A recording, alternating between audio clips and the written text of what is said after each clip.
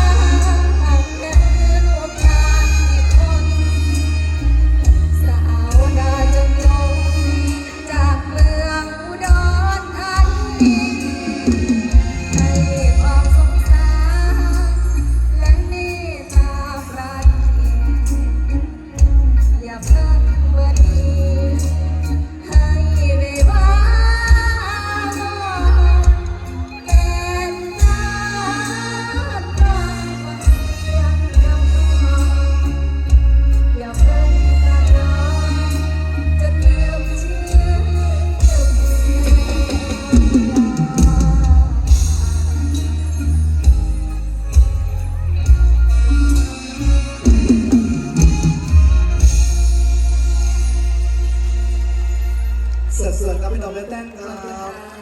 สำหรับศิลปินนักเอกสาวดาวจรัสฟ้าน้องแพรวธิดาครับเป็นแฟนครับพี่น้องขอฝากเป็นลูกเป็นหลานพี่น้อง